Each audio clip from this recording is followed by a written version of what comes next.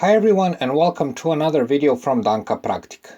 This is the second video in our series of simple, cheap and easy to apply tips for saving energy in your household. In this video, we'll be talking about how to save electricity at home. So stay tuned. Danka Praktik. Since we're talking about electricity, if you want to see how to successfully overcome a power outage, also known as a blackout, click on the card in the corner to see our video dedicated specifically to that topic. An average household has lots of home appliances that run on electricity. Making certain changes to some habits when using them is a major factor for saving electricity at home. One main rule is to use the appliances wisely with some planning and thought. This goes double for major consumers of electricity like the washing machine, dishwasher, refrigerators, freezers, dryers, and else. Good examples would be to use the dishwashing machine when it's full, not half empty. Wait till there's enough dishes to fill it up and then start the washing. It's the same with the washing machine. Regarding refrigerators and freezers, if possible and if you won't endanger the food inside, lower the setting to some sort of middle setting instead of being on maximum all the time. Do this especially if there aren't many groceries inside it. One more great thing is that a lot of today's appliances are already built for energy efficiency, not to mention that they have various smart programs and settings for more efficiency and electric savings.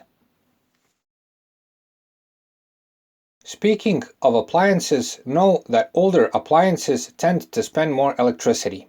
This is mostly due to their build but also to material fatigue. Besides this, because of regulations, almost all modern household appliances are built with a high degree of energy efficiency. Yes, this may be a major investment, but know that it pays off over a shorter period of time. Hot water in the household is produced by water heaters. If you have heaters that use electricity, then know that these are a huge consumer of electricity, perhaps the largest besides cooling and heating units. So this is one of the most important tips when saving electricity at home. So if you don't need hot water all the time, best turn off the heaters and try to plan when you'll need hot water and then turn them on. But if you need hot water all the time, best keep the heaters on always. This defies logic to some extent, but as you'll see, if you use the heater like this, it will in fact use less electricity and you'll have hot water always available. This tip is from personal experience. Using lighting properly in your household is another important factor for saving electricity in the long run. To save you some time, we would recommend to take a look at our other video where the whole topic about saving electricity on lighting is explained in more detail. Click on the card in the corner to watch it. How you use your cooling and heating system is a key factor for saving electricity at home. The truth is that within one summer or winter, if you pay attention, a hefty sum of money can remain in your pocket. This goes double if your main source of heating and cooling is electricity, if you have electric radiators, heaters, or else, or a system that partially relies on electricity. A key factor for achieving savings is how you set the heating and cooling and thus how much electricity it consumes.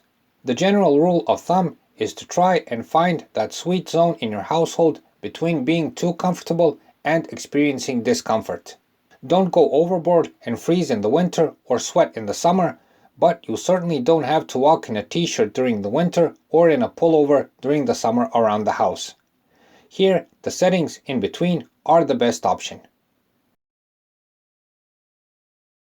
In today's technological world, lots of people have forgotten how much free things Mother Nature gives us every day. Sun, wind, light, all of these can be used to save electricity at home, especially in the long run. For instance, instead of using a tumble dryer, which is one of the bigger consumers of electric energy, if you have the possibility, take out the laundry and hang it outside. The wind and sun will do the rest. Sometimes move the curtains a bit and let more sunlight inside the room to use less electricity for lighting. Also, if you have the possibility in your household, use a wood-burning stove for instance. This is a popular appliance in the rural parts of countries where other fuels are available. This will give you the possibility to heat your household and cook at the same time. We've explained all this in our series of videos on how to use a wood-burning stove. Click on the card to see it or on the links in the description. All in all, there are numerous free options available for saving electricity, provided you're ready to invest some more time and effort in practicing them. One more tip for the end, and to be more successful in saving electricity, monitor the electric consumption using the electric meter. Make a log of the daily and monthly consumption in your household, and do this for a couple of months. As you'll see, you'll get a very good picture of your household consumption, when it's more or less, and perhaps get an idea where and with what you can make some more savings. For the end, all of these tips may seem complicated and sometimes outright annoying when you start applying them. They may even demand a serious change in your everyday lifestyle and comfort. But it's all worth it, and if you're persistent and disciplined enough, it will pay off over time for sure. Your lower electric bill and some more money in your pocket should prove that. So that's it for this time. We hope the video helps. Please like and subscribe, it's a huge help for what we're doing. Thanks for watching and thanks for your time.